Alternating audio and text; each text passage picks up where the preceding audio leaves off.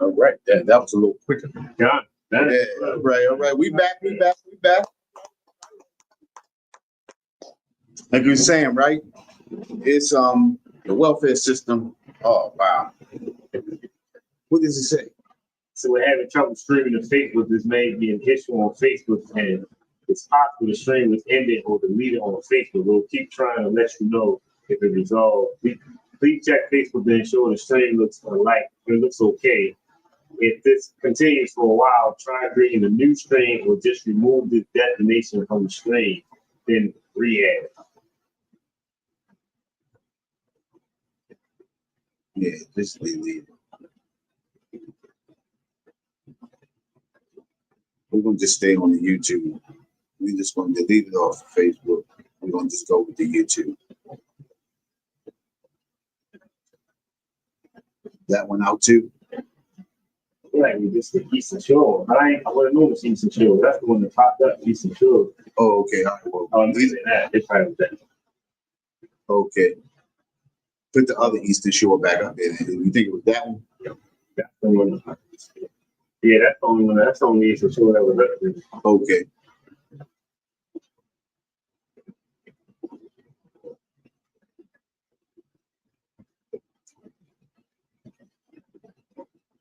We good? We good. Okay. All right. Let's go clap it up again. Damn. Okay. All right. Like I said, the welfare system wasn't created for blacks and Hispanics. You understand? And remember, right after the emancipation, what happened after the emancipation? Matter of fact, let's stop. Let's do this. When was the welfare system in America started? When was the welfare system in America started?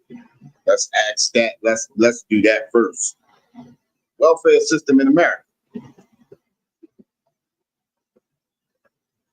It's a tough time in America. It's a tough time in America. Welfare system. 30 seconds. 30 seconds. When was the welfare system started in America? And I'm talking about as we know it now. Go ahead. 1935? About 1930. In the 1930s, about 1935. What was happening about that time? With all of my immigrants, like Jewish man. That was during the Great Depression. God. During the Great Depression, the welfare system was started during the Great Depression to help everybody get through the hard time. You understand? They had a great stock market crash and all of that. All of these things were happening at one time in America. Actually, America was falling apart. You understand? And America has always been falling apart, but our oppressor finds a way to stabilize it on sticks, not solid beams, but sticks. We look at America today as America being the strongest country out here, but America is not the strongest country out here. You understand? America is too dependent on a lot of other countries, but America is living off what we was talking about, the image of what it used to be. You know how you see a dude back in the day and he be knocking people out? Right. All of a sudden he get old, he still think he got that power, and a lot of people look at him like he still got that power. Right. Until you see that one person knock him out, and then all of a sudden all of the fear is gone out of everybody, right? What happened was that punch that they took in the Ukraine war. See, everybody knew that it was America using Ukraine as a proxy. You understand? And that punch is what America is taking right now. You understand? The welfare system in America officially started during the Great Depression of the 1930s, which you was right, 1935, around that time, a little before. You understand? Because America is falling apart. Right. Understand it had to prop itself up.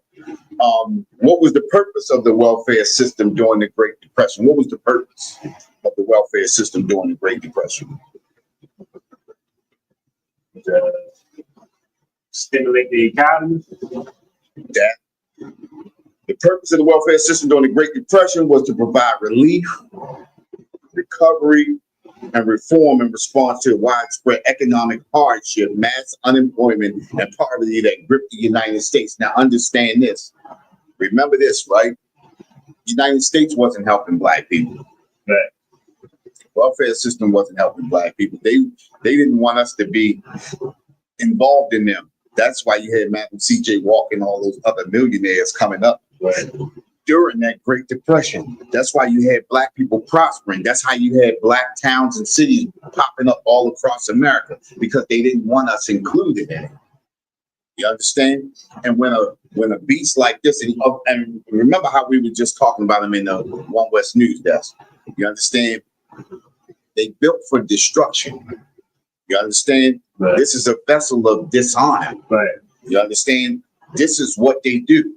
That's the reason why they began to destroy all those Black cities and towns. And they actually started doing that in the early 1900s. You understand? We just catch Tulsa, Oklahoma, because that's the most popular, right, in 1921. You understand? But they have been destroying cities and towns long before that, because they saw Black people prospering. Think about it, right? After these people come out of slavery, and remember what they said about poor white people. You understand? As long as poor white people had somebody to look down on you, America could stay stable. You got somebody to beat up on. You understand? You got somebody to ridicule and look down on. Well, think about this. Once that Great Depression hit, people start jumping off of buildings, and people who were already poor became poorer. right. You understand? Right. And then all of a sudden, you see these people who were slaves, and now they got way more than you. They prospering, they happy, they smiling. Oh, no, we can't have that. So any little thing sparked them, and they start destroying cities and towns. Oh, he stepped on somebody's foot, destroy the whole town. Oh, he looked at a white woman. Oh, destroy the whole town. This is what happened. Oh, he whistled, destroy the whole town. You understand what I'm saying? Right. Well, the welfare system was supposed to couple that and hold white people together. You understand?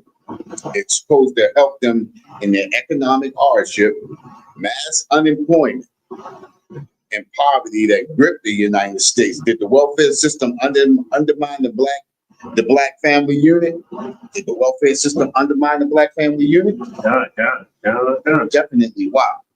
They made it where though you had to be a single mother in order to get the benefit, and the man had to be out of the house. Right. Exactly. Same thing about it. Say by the beginning of the 1930s, right? You say black marriages began to be effective. Think about it, right? In order to benefit from that welfare system, it was separate rules for blacks and for whites. They had in there that, in order for you, think about it, right? Now, the welfare is supposed to be for black families. Black families. What is a family? Mother, father, children. Mother, father, and children, right? So now, why would you create a law saying the black, a man can't be in a household for you to be able to benefit? What welfare system supposed to be for black or supposed to be for family? Right. You understand what I'm saying? So all kinds of laws. Now think about this, right? You're already going through that Jim Crow-ish area now. You understand? You right on the cusp of the Jim, because you're coming out of the emancipation. Emancipation, you had the black codes coming out of emancipation, right? Black people, you had to have $1 in your pocket or you could be arrested. 3 or more gathered on a corner, you could be arrested, put back into slavery. You understand? Right. You don't have ID. Think about what the police do to us now. You don't got ID. Well, I'm going to have to arrest you. I'm going to have to detain you. Call it detain instead of arrest. You understand what I'm saying? Until we can identify who you are. You understand what I'm saying? We can't go by word of mouth. But if you don't have an ID, how long are you going to be locked up? How long is it going to take them to find out who you are? Run your fingerprints and think about it. If you ain't got no criminal background, no criminal record, you ain't going to pop up, right? Mm-hmm. It's going to be a while. You know what I mean? Well, those black codes led from the emancipation because they understood that if we let these people go free, all of that work we gotta do, then boom, we gonna have to do it. You understand what I'm saying? So why not just legally enslave them again with incarceration? You understand? Now let me get this let me get the thing that exactly that I had.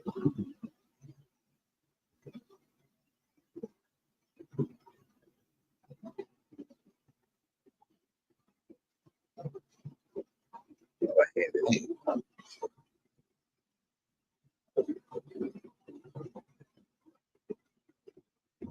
Man, this thing is long as enough.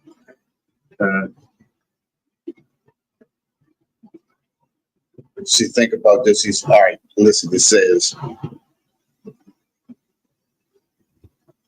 want to say this right. The Moynihan report. Moynihan report. Right? It says it highlighted the rising rates of single mother households in black communities. Of course, the single mother households come from black men not being able to be in those families in order to get the welfare. You understand what I'm saying? And it says Daniel Patrick argues that historical trauma, slavery, and Jim Crow, unemployment and poverty weakening the black family structure, leading to a tangle of pathology. One, just what we just talked about, man in the house rules. Many states have rules that deny benefits if an able-bodied man. Now think about this, right? In the 1930s, who was doing all the work?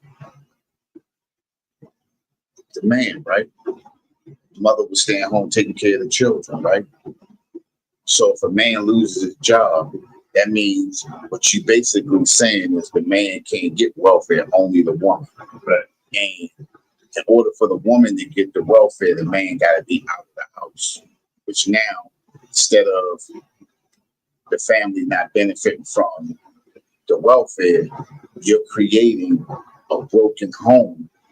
And then on top of that, you're creating a homeless person. Yeah. So not only are you creating a broken home, but you're creating a broken home with a homeless person.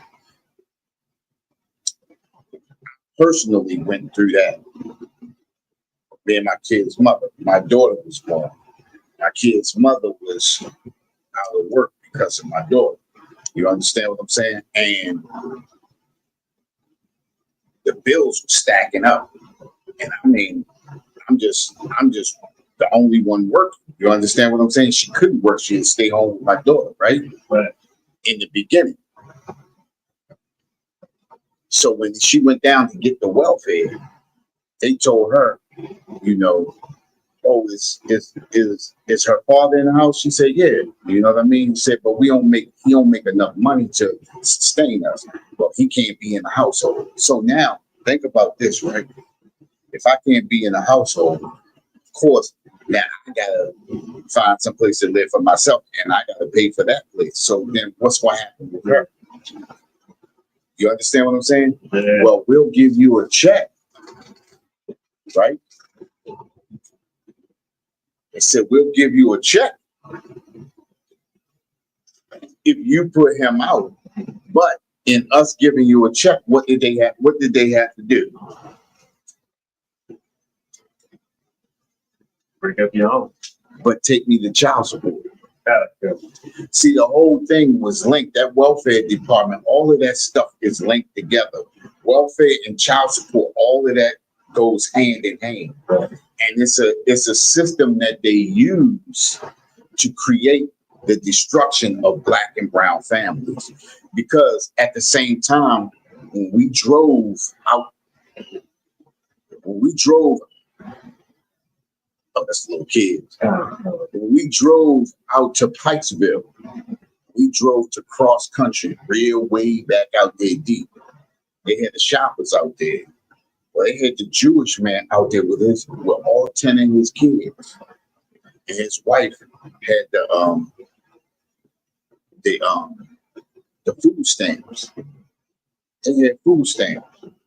But they didn't have to make their husband leave the house. You see that now. A lot of them come in with EBT cards, but their husband don't have to leave the house. He's the head of the house, and they still get the benefits. So that welfare system, that part of the welfare system is targeted towards Blacks and Hispanics, so that we can't get up or we can't get ahead or we can't survive like everybody else. You understand? So then she had to take me to child support. Well, it was cool because the check that she was getting was coming right back to the house anyway. We was up in there anyway. And then they come and they check your house to make sure ain't no man living in there.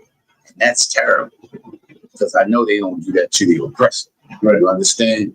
And this is the reason why we have to take care of our own people. You understand? This is the reason why what's that, Acts chapter 4, 31 to 35. We got to come together as a people and as a family to take care of our own. That's how the Bible tells us to make it work. You understand? You mean Zephaniah? No. Acts chapter 4, 31. Basically, Acts chapter 4, 31 tells you how to come together as a community and take care of the people in your community. It gives you the detailed thing of how to take care of your people in your community. You understand? But this is what I want to do. I want to grab that Ecclesiasticus chapter. Ecclesiasticus 40 and 29. Ecclesiasticus. Yeah, Ecclesiasticus 40 and 29. We're going to start at 28. I said 28. 28. 28. It's Ecclesiasticus chapter 40, verse 28. My son, lead not a beggar's life. Hey, listen, check this out, right? It says, my son, lead not a beggar's life. Listen, and this is being dependent on other nations. You understand? Because going to other nations is being like a beggar. We go to the oppressor, we always have to ask them, can we? Can I? You understand? Instead of, here you go, brother, take this. Right. What do you need, brother? You understand what I'm saying? We got to go to the oppressor. Can I? You got to look up. Can I? You got to give them a sad look. Can I? You got to be humble. You understand? Not to say that you can't be humble to your brother because we are family. Right. But you have to be humble to a person that looks down on you. Right. You understand what I'm saying? Go ahead.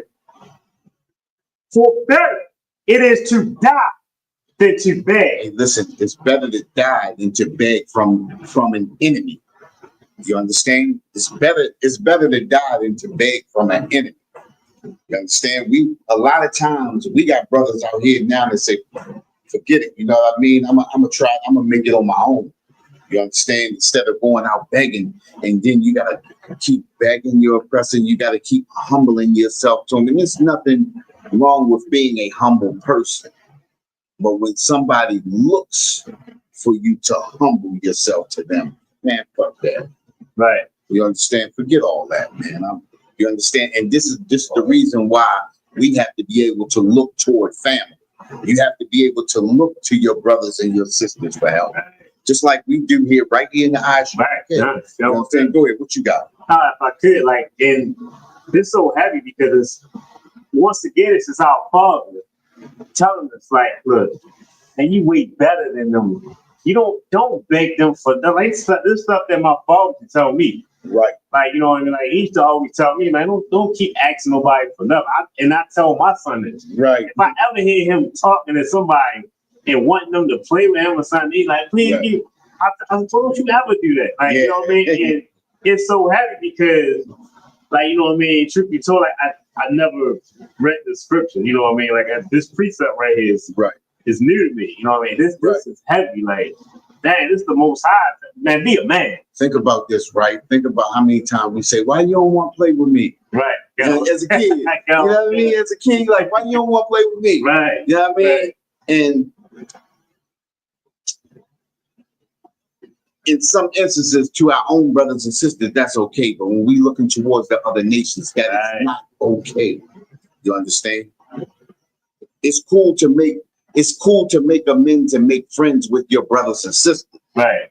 But to other nations, man, forget that. We don't need them. Just like the man Johnny Hunter always says, we got 12 tribes to choose. You understand? We just gotta wake up and understand that we are family. Right. You understand? Right. Now let's check this out. It says, now as has been noted, the welfare system did not single-handedly cause the destruction of the black family in the U.S.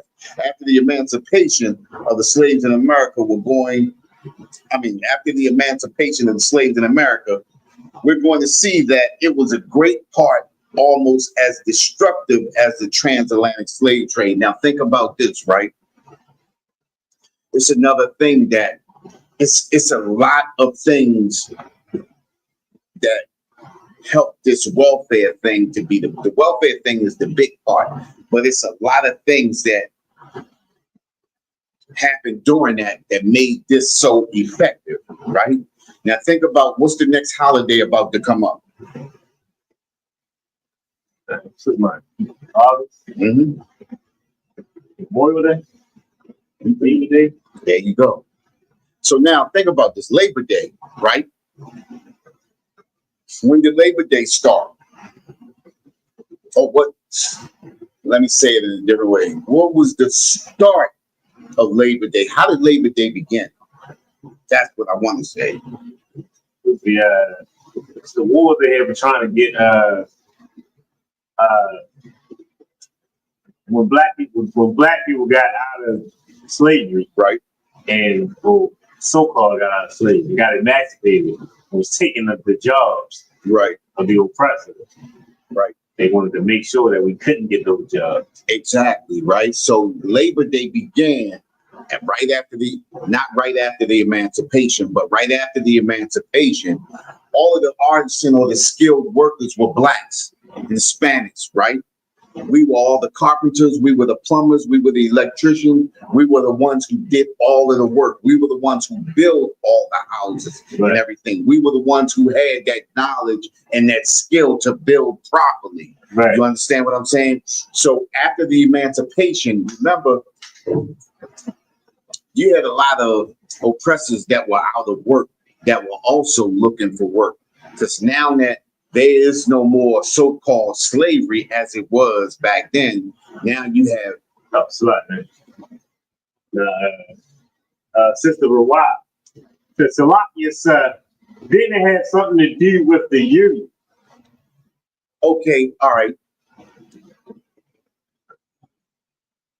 After the emancipation, it didn't really have to do with the union. That was during the Civil War, right? During the Civil War, it was the Union and the Confederates. Remember, the Confederates was the South. The Union was the North. What it was is Abraham Lincoln wanted to keep the Union together, the Union, the North and the South together. And what it was he said if he had to free the slaves to keep the Union together, he would. If he could do it and not free the slaves, if he could free some of the slaves, he would. But his whole purpose was to keep the Union together, to keep the North and the South together. So that's why they did the Emancipation Proclamation. Now remember this too, right? They only freed the slaves, or so-called freed the slaves in the South. So what was the slaves in the North called? What would you, Gray, say? I was about to say, and I could be wrong. I'm not sure. I think she mean like the job unions. Like, I believe that. All right. So let's rewind that, right? Yeah. But what was the slaves in the North called? The indentured slave. Not indentured slave, something like that. Something like pimp. Just slave, just what was called maids and butlers. Oh, no. Remember, you had the slaves in the North, but you had maids and butlers, and I mean, you had slaves in the South, but you had maids and butlers in the North. Although they fed them a little better and they clothed them, they were still slaves. They still had to do what the people in the North told them to do. Right. They were still slaves. You understand? It was a difference. And then what they did was made the life in the North look better to the slaves. So shit, I'm gonna fight this. What's name? But now let's jump to what she said about the union. Think about this now, right? She said something about black workers didn't have the same rights because they were not allowed to be unionized. So this is what I'm gonna get into. I'm gonna get into that right now, right? After the emancipation, all of those jobs, all of those skilled workers were the slaves, right? So all of the white people was hiring the slaves because they could get good work done at a low price, as opposed to if they was hiring one of their own, they had to pay prime prices to get things done. Well, why not pay a slave just like they do the Hispanics? Right. And they wait at the Home Depot and they pick them Hispanics up at the Home Depot. That's the same thing they did to blacks back in the day. Yeah. Blacks sat out on the side of the curb, and if they were skilled in a particular area, the white people would come by, they would pick them up and go get them to do what they had to do, and they could pay 3, almost 4 times cheaper as opposed to paying them, right? Right. So all of a sudden, white people started losing money. They started becoming poor and poor. So what they did was in 1871, they started the first union. It was a labor union in 1871. And in 1871, the only way you could get into that labor union was you had to be white. You had to be registered. You had to pay. And then that's how they came and pushed blacks out of those jobs, because they made it a law and they passed that law. And now you had to be in a union to get that kind of work. That's what, think about this, right? When did they start saying that you had to get a license to do hair? Think about it. Mm. You have to get a license to do hair now. You understand what I'm saying? So they controlling all of that. Right. And this is how it started. It started in 1871 with the first all-white union. And you had to be white to get into that union. Well, that's how they boxed black people out. And that's how they put us back at the bottom of the barrel again. You understand what I'm saying? Yeah. So now, if we can't get work like that, let's just go out somewhere, build our own and start our own and work for our own people. This was the best time for blacks in America because we had to fend for ourselves. We had to depend on each other. We had to look to each other. It was no time to be fighting and spatting and quarreling when we got the beast already on our back. So she was right? The union in 1871, the first all-white unions, and that's when the unions started coming into effect. That's when you had all of the labor unions started coming in, the steel workers and all of that type of stuff like that. And that's also where you had Commanding General Yohana talked about the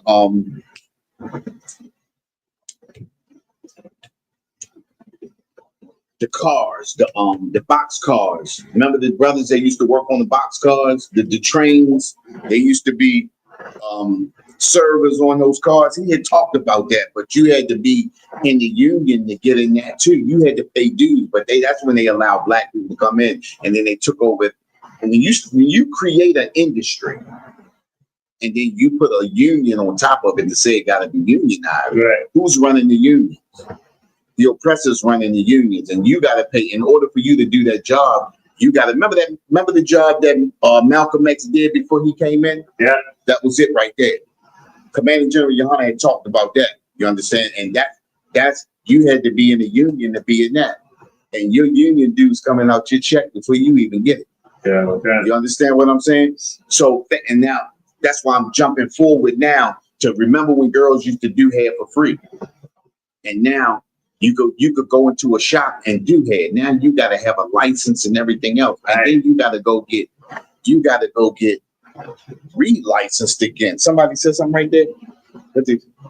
My eyes so bad.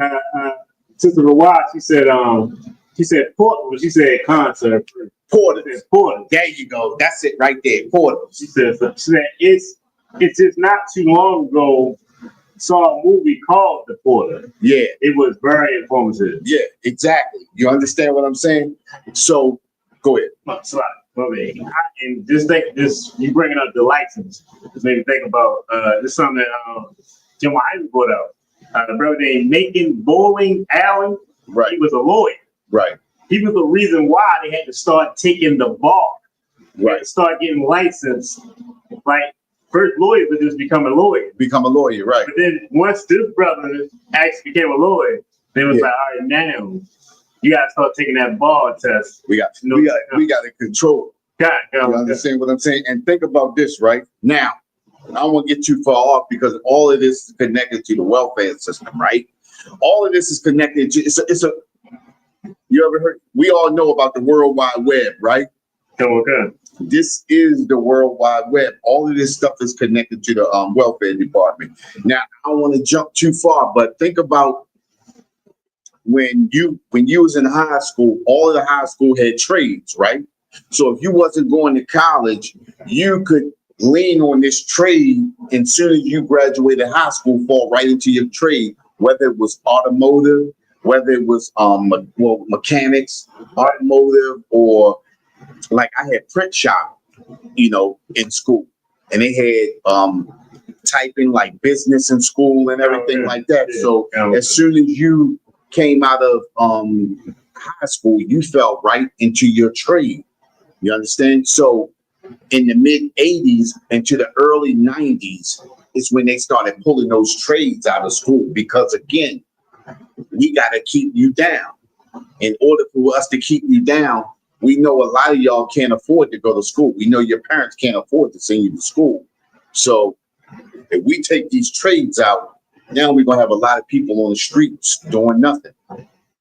Hence, look at us today. All of this is part of this World Wide Web of the welfare system. You understand what I'm saying? Everything that America has created for us is created to destroy us. Right. You understand? Matter of fact, I got a quote from Henry Kissinger. Henry Kissinger was the U.S. Secretary of the United States Secretary for President Nixon and Gerald Ford. Nixon, he did that 1 year with Nixon, and then he did the rest of his tenure was with Gerald Ford after Nixon got caught up in the Watergate scandal. You understand what I'm saying? Now I'm gonna let you hear this quote by Henry Kissinger, right? Listen to this.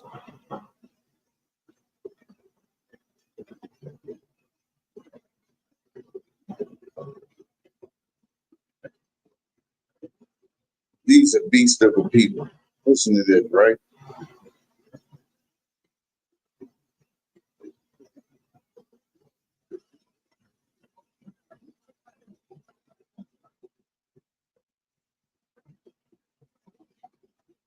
Oh, yeah, here you go, right here. Listen to this.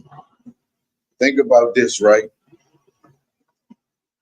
It say it may be dangerous to be America's enemy, right? But to be America's friend is fatal. Listen, this quote he made, it says, it may be dangerous to be America's enemy. It may be dangerous to be my enemy. But to be America's friend is fatal. We are America's friend. This is the reason why we living in the condition that we in. Listen, America knows what America is. America knows what they are. When it comes to destruction, did that go out? No, Go ahead, let it. Go ahead, drop it.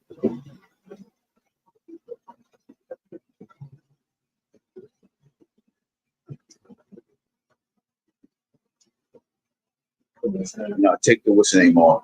Yeah, take that off. Then drop it.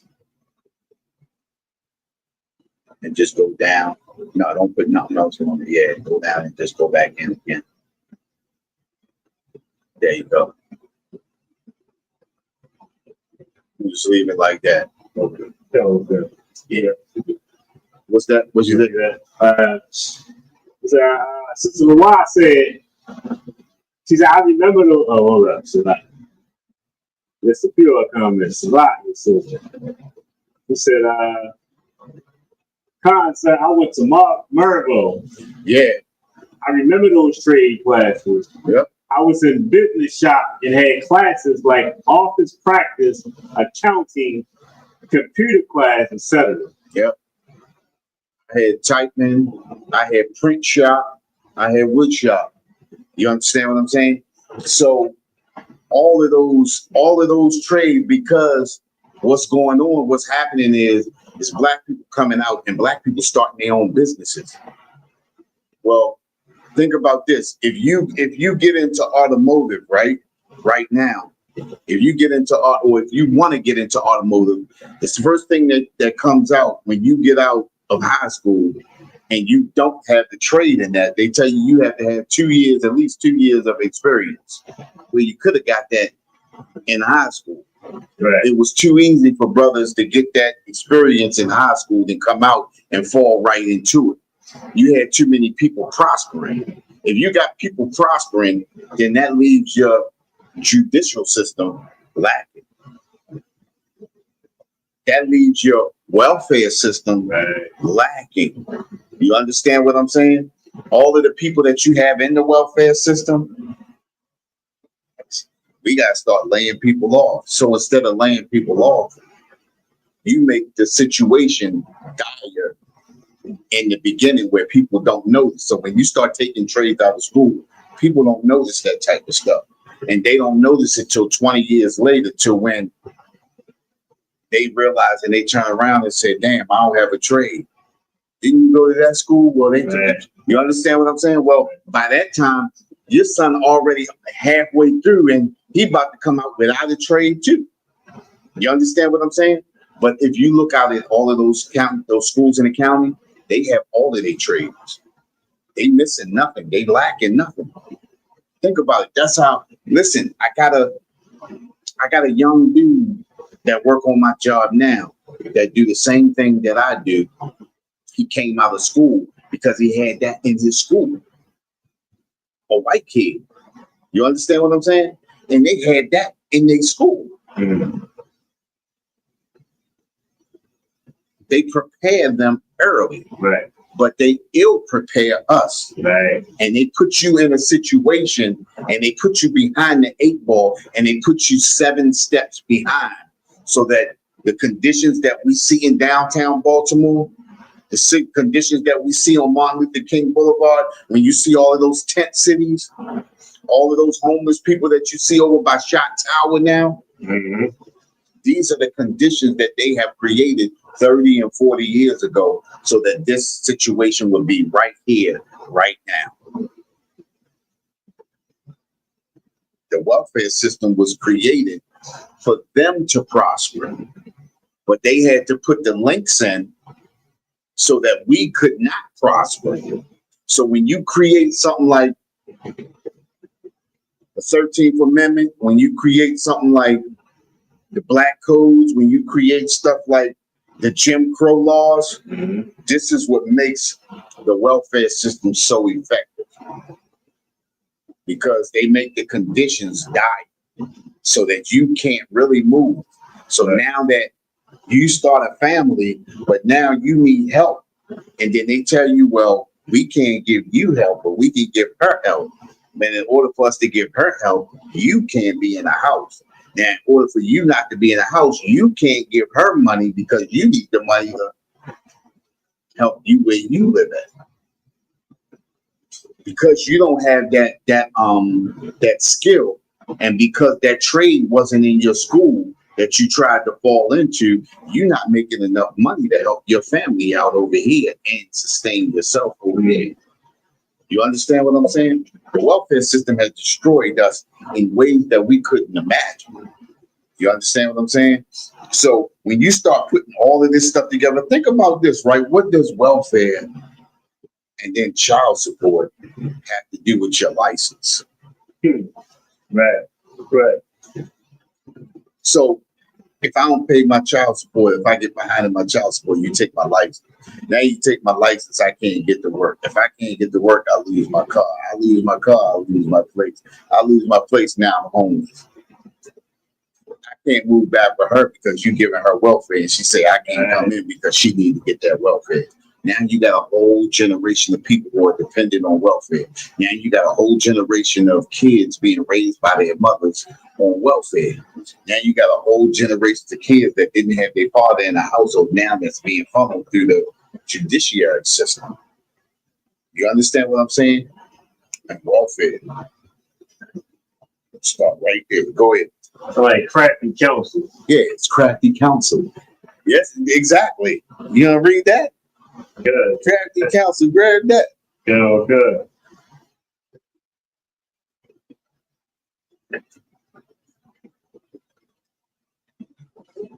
Matter of fact, hold that crafty counsel. Let's grab that Micah 2:1 first. Good. But we're gonna hit that crafty counsel.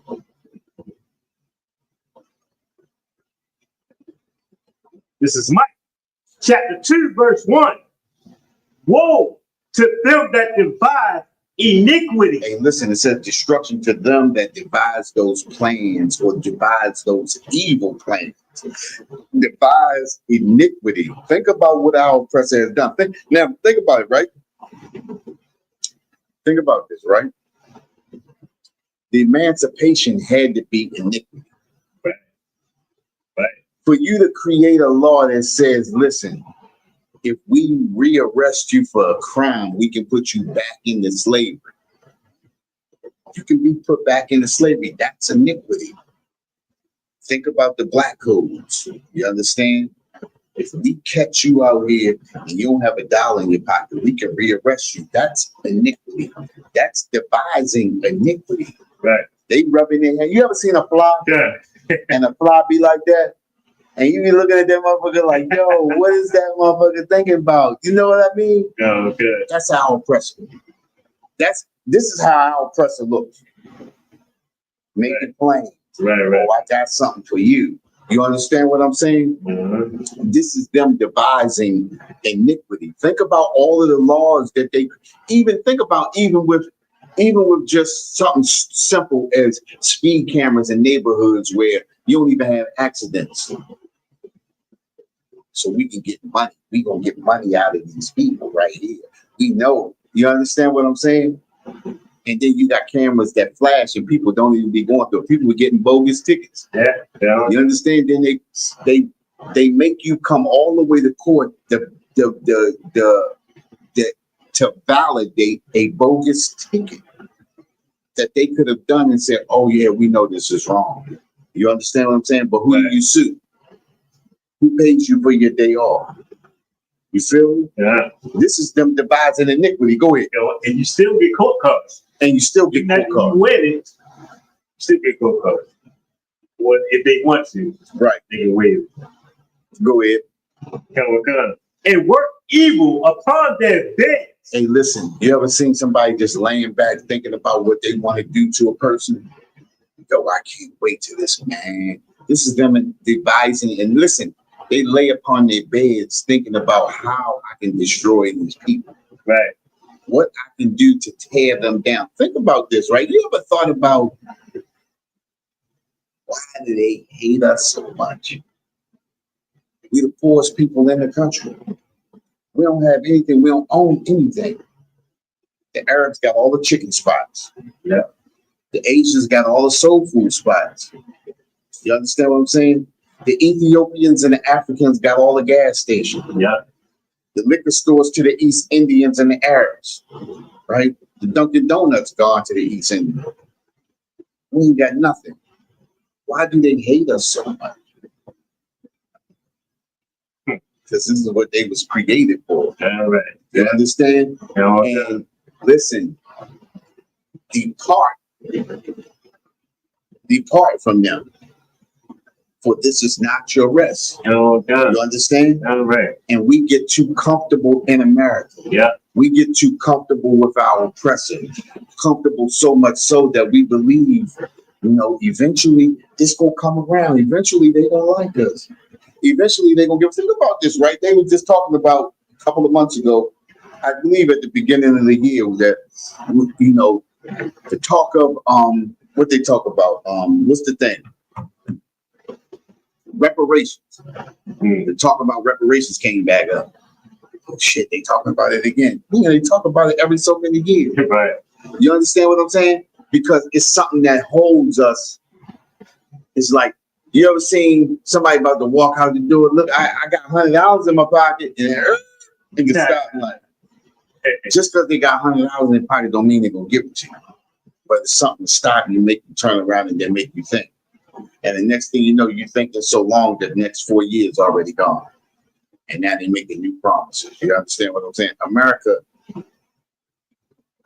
has a thing about it, right? And this is the special thing about America. This is what makes America special, right? In all of the iniquity, what they say? It's not. Start putting that comment on. I mean, that's that.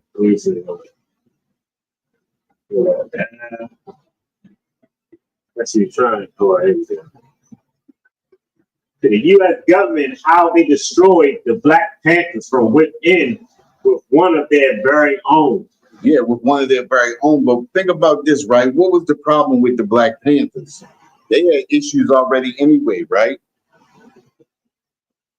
No, hell, good. What was the problem with it? I mean, one of the problems. I don't know No, the problem. Yeah, what was one of the problems with it? They was in love with white women. There you go. So that was destruction already. Yeah. Listen, even with the drugs and stuff like that, they didn't even need the drugs because they already had the white women in there. Right. You understand? And the problem is there we go again. We have to remove ourselves from America. That means all of the things and the trinkets and the people of America. You understand? That doesn't mean you can't work around them. But when you start playing with them, right, you pay with them. Yeah. You understand what I'm saying? So when you pay, you play. You play, you pay. You understand? And that's what happened to the Black Panthers. You understand? Go ahead. Just like used to do names and put out the quote about Kissinger, Henry Kissinger. Henry Kissinger. Right. It's like the quote he just said. Like, don't be my friend. Right. You know what I mean? Don't be my enemy. Right. We ain't got to be neither one of them. Let's just do business. Listen, exactly. You ain't got to do one of them. Just like you said, it's dangerous to be the enemy of America, but it's fatal to be the friend of America. Right. And that's where we stand at. We stand in that friendship of America. You understand? We always want to be hugged up and buddy. You understand? And that's our destruction, being the friend of America. America, just like I said before, if you watch Star Trek The Next Generation, you've seen the Borg, right? The Borg makes you believe that he's coming to help, that we can make a better life for you. Once you join the Borg, you become the Borg, and then the Borg destroys everything around you. It's the same thing with integration. You understand? Integration. When you integrate into anything, you become that thing you integrate into. Hence, look at us now. Right. Because we've integrated into America, we become America. We become destroyed. Yeah. America does nothing but destroy people. America's just nothing but a cancer. Right. You understand? And cancer destroys. A cancer destroys from the inside out. Look at us. Destroyed as a people. And we want to keep on riding the cancer of America. Right. You understand? Where we at? When the morning is light, they practice it. Go ahead. Because it is in the power of their hand. And all of that iniquity that they dream about, that they think about, that they plot about, when morning comes, when the time comes, they put it into effect because it's in their power to do it. They have the power to do it. They have the power to create all of the laws that they have created. Right. And because they have that power, they use it to their advantage. You understand? Look at what they're doing to the Hispanics now. Right. Okay. Listen, instead of sending them back to their country, now we're going to create an alligator Alcatraz. Not only that, we're going to keep them here and use them as free labor. It is in the power. It is in their power. Listen, it says, because it is in the power of their hand, because they have that power to do it, they are going to do it. Listen, when you're living in another man's house, in another man's rooming, and you need the help from that man can do anything he wants to you. Look at us. We live in a lawful, unlawful country. Now, just like we said earlier, what did we say earlier? We can be in America, but not of America. Right. Okay. What we have to do is we got to start coming back, and we got to start depending on each other. Think about this, right? And we always say this, especially when we at camp. When it comes time to vote, how many Chinese people do you see running to vote? How many Asians do you see running to vote? Because they understand that this is the hand and this is the power of iniquity that the oppressor is using. They know it's not effective. We're the only ones that don't know it's effective. You don't see East Indians running to the polls. You don't see Africans running to the polls. You don't see Arabs running to the polls. We're the only one doing it. Oppressors run to the poll because it benefits them. Right. But it does not benefit us. And we continually run to the polls for nothing. You ever heard somebody say, well, your grandmother and all of them died for you to have that? Have you ever seen somebody die selling crack? Yeah, right. You ever see somebody get robbed and killed selling weed? Yeah, okay. You understand? Just because somebody dies for something doesn't mean that it's right. Right. And that's the problem with us as a people. We keep believing because somebody died for something, we believe that it's right. Look at us. All of the voting we done. And I admit, before I came to the truth, I voted. I voted for Barack Obama that first run. Yeah, okay. The second run, I ain't vote for him. I wasn't even in the truth yet, but I ain't vote for him because I ain't see shit happen the first time. Right. You know what I mean? And it was like big hopes to me. You know what I mean? Ain't nothing happened. You had people crying and, oh, he's our savior. Right.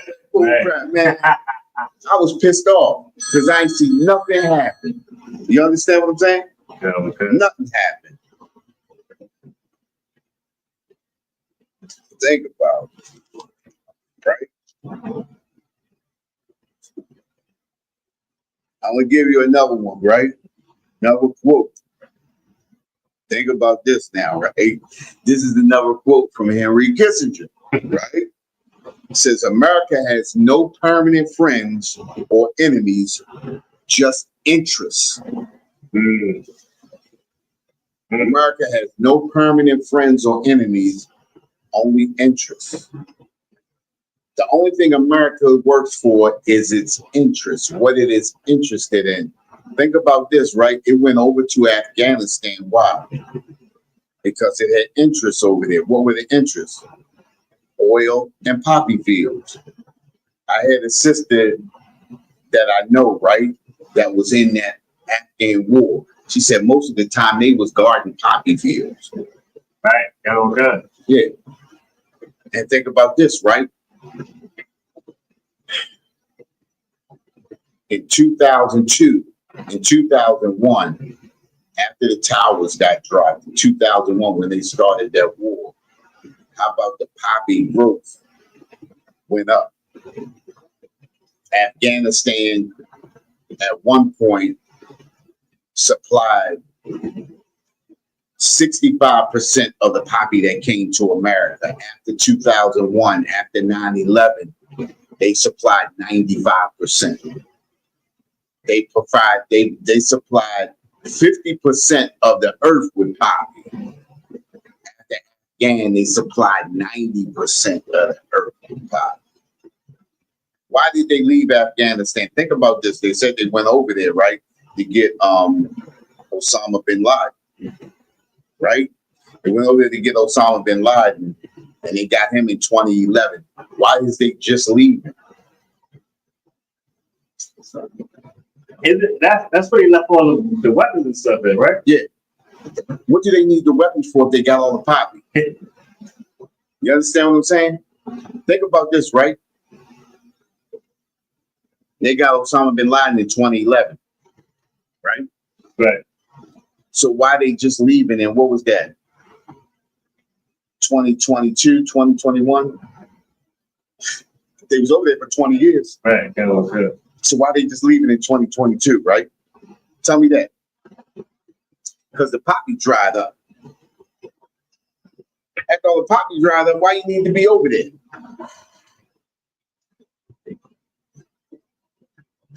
What she say? Sister Why I said, wow. So you mean to tell me that they had all them damn soldiers guarding poppy fields for drugs? Yep, poppy fields. Stealing oil and guarding poppy fields. Yep. If you talk to a lot of those people that was over there in Afghan, talk to black people will tell you. I know a couple of people that was over there. Said that most of the time they was over there guarding poppy fields. That was it. Yep. America has no permanent friends or enemies, only interests. America's interest, and if you listen to a lot of America's a lot of those speeches of America, when you have a lot of those secretaries speaking for America, they always talk about American interests. If you hear them speaking, they always say, well, it's in America's interest to be over there with the Ukrainians, to help the Ukraine. What is America's interest in Ukraine? America's interest in Ukraine is to destabilize Russia, break Russia down into pieces and surround Russia and control Russia. If you control Russia, then you begin to break up the BRICS. If you control China, you begin to break up the BRICS. If you control India, you begin to break up the BRICS. That's the whole purpose of them starting these wars with Russia, China, and India. You understand? This is the whole purpose of them destabilizing and starting that. Like I said, I don't know if it's true. It's just my thought. It's what I believe, that America is the one that caused that that attack over there between Pakistan and India. That's just my thought, because I think I look at what America has done previously. Right. Okay. And this. It has the signature of America. Exactly. You understand? But everything that's happening internationally happens to us nationally in America. So all of the destabilizing using the welfare system, you understand? And the welfare system breaks off into different points, breaks off into your license being taken. What does your license have to do with that? What does child support have to do with that? You understand what I'm saying? Right. The welfare system is that beginning point, because before the welfare system, right? Before the welfare system, you as a family are perfect. You good. You understand? All the way up until you need help. So the first time you need help, you got to go to the welfare system. And then the welfare system sends you through the whole pipeline of destruction. Oh, well, if you need welfare, then, oh, well, you can't be living in the house with her if she need welfare. Oh, okay. And she looking at you like, well, we ain't gonna be able to make it, you know what I mean? And then all of a sudden, now, oh, well, If you need this, this, and that, now you got to put him on child support. This is the thing that they sent us through. You know what I mean? Right. They had to put him on child support. Go ahead. And that's binding that strong man right there. Right. Yeah, binding the strong man. Right. So they can destroy your family. Exactly. You know what I mean? And for the most part, these are the small things that destroy our families. Okay. These are the things that make it hard for us to survive. Yeah. And this is the reason why we have to come together. Zephaniah 2:1. Right. Gather yourself together. We gotta come together, because if we don't come together, we will not survive. Gather yourself together, yea, gather together, O nation. Think about it, right? Listen to this. Remember what you were saying earlier, right? Gather yourself together. Hey, yo, y'all gotta come together. Yay, yo. Right. Gather together. Niggas, get together. Right.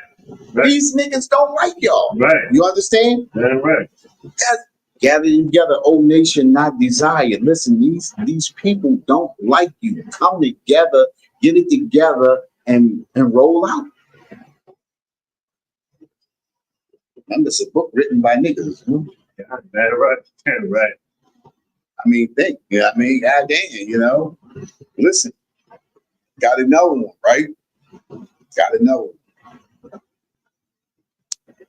It's another quote. Henry Kissinger again, right? See, listen, and this is the crazy thing, right? And this is what's funny about us living here in America.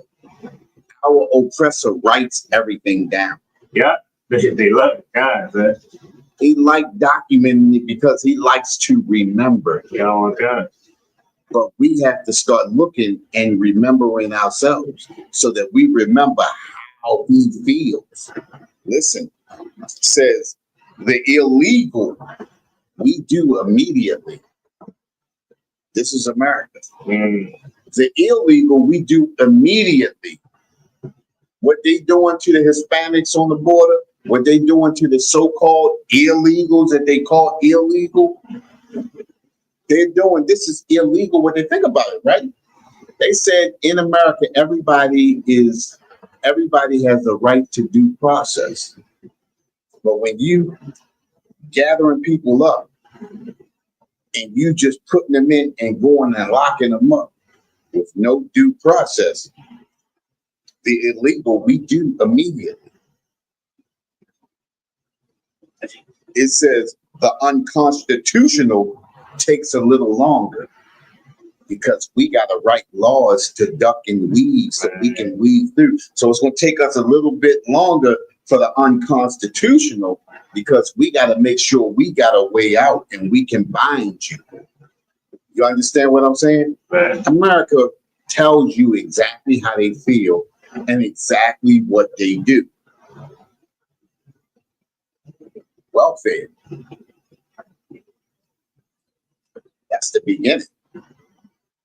I mean, listen, when you get into welfare, when you get into the, and I'm not saying that it's wrong for people to get on welfare, but have a plan and have some kind of understanding. You understand? Because when you get trapped up in this welfare system, because I heard a sister say a couple of months ago that I ain't never getting off of welfare. I'm staying in public housing. I ain't got to pay nothing. Right. That's destroyed. We just read the scripture from earlier saying, depending on we wasn't even finished that, was we? No, we was finished that. I'm talking about the one depending on another man's oh no, we ain't get to that. We didn't finish that. Yeah, that was the next verse. Okay, go ahead, read. Nah, it's in the other verse. Yeah, let's see a mic right now. Yeah, but we finished that one, right? We finished yeah, you were done with that. You ain't want verse 2. Can we deal with this one? No. Okay. All right. That was. Oh wait a minute.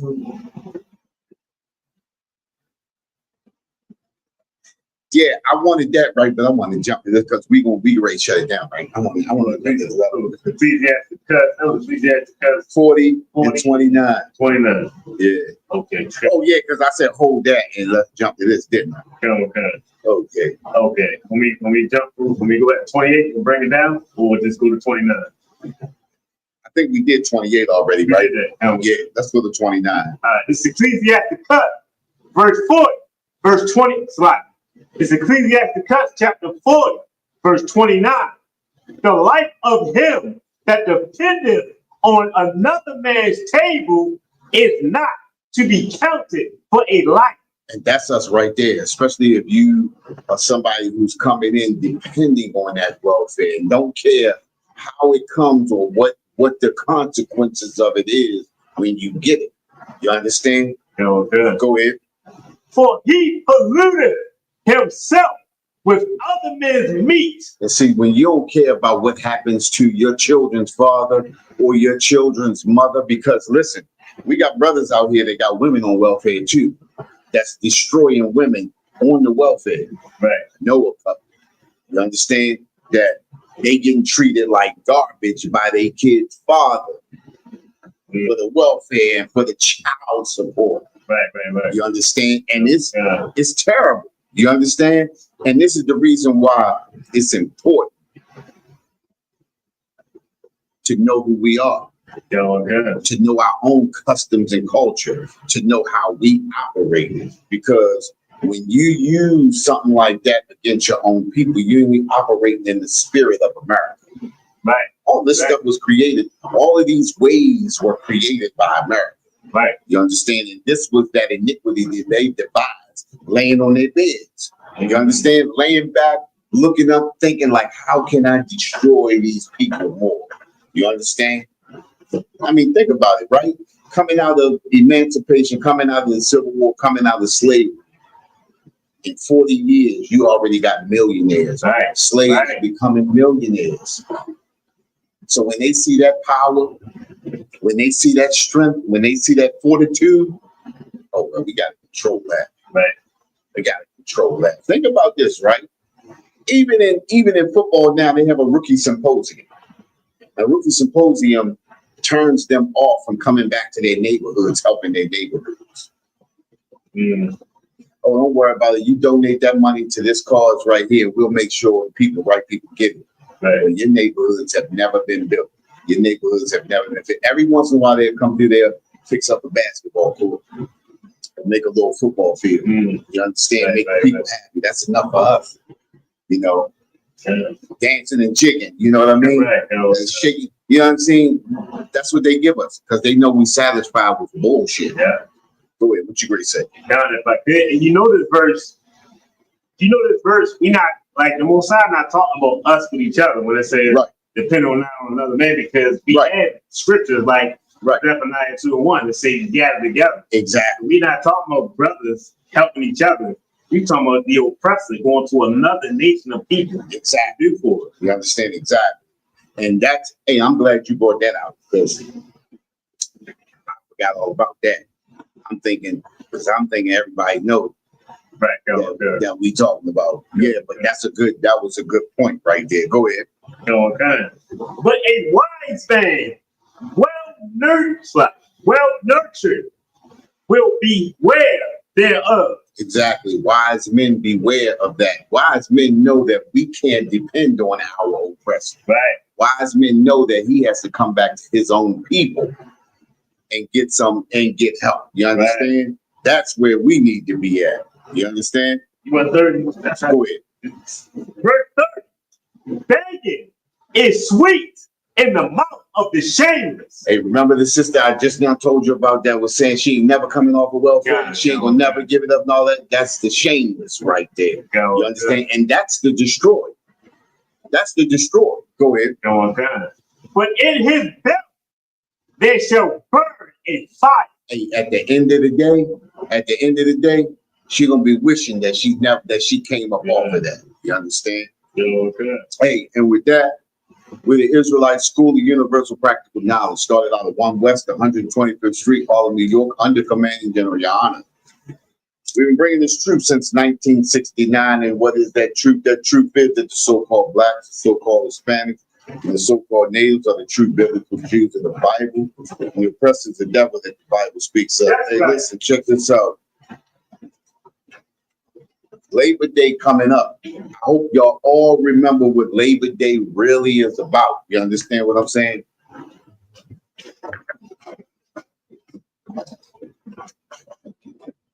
Everybody understand what Labor Day is about. Labor Day is not a day of joy and happiness. You understand? Labor Day was a day that dropped us into another hole right after slavery. You understand what I'm saying?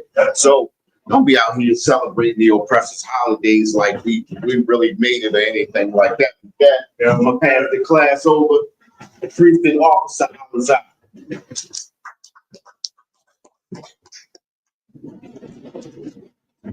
Excellent class. If I could piggyback off what you said, like this is like you said, this is not our rest. But right. The thing is that celebrating your oppressors' holidays, right, is what took our wisdom away. Right. We had wisdom. Wisdom makes a wise man. Oppression makes a wise man angry. That anger got away from us because we got Labor Day. Right. You know what I'm saying? We all. I ain't even think about that yet. We get happy when we get them days off. And you know what? The thing is, too, they make it so horrible for us is that we get happy when these holidays come up because we actually get a break. You understand? These are security announcements. We are the ICPK out of 1 West 125th Street, Harlem, New York, under Commander Junior High. New rules for brothers and sisters. When a new brother or sister comes to the school, they are off limits for 6 months. They're here to be saluted only. They're here to share themselves with the world. After 6 months, if a brother or sister has an interest in a particular person, he or she must get permission from the head to speak to a brother or sister. There's another 6 months in which the brother or sister will court each other. After this 6 month period, the brother or sister will get permission from the head to marry. Tithes, which is the commandment. You can find this in Numbers chapter 18, verse 21, and Malachi chapter 3, verses 8 through 10. Means 10th in the Hebrew, and it's pronounced ma'aseh. 10% of every penny of any increase the Lord gives you. Give to the Treasury Department. Free fund. Free will offering, not mandatory whatsoever amount you would like to give. Upcoming Holy Convocation, got the Memorial of the Blowing of the Trumpet, which is September 20, I want to say the 21st. I think about the 21st. 21st. Check on social media, ISpeaker.com, Facebook, Twitter, so on, for events and material. If a brother wants to be a trooper in the school, they have to start wearing all black, which includes black boots, shirt, pants, headband, and scarf. And with that, we'll give one courtesy salute to the teacher. Minute Israel, Amaya Shabbat, Amaya Barak, Yahweh Shim Yahshua Rakatah. Yahweh Shim Yahshua Rakatah. Guys, Matai, class dismissed.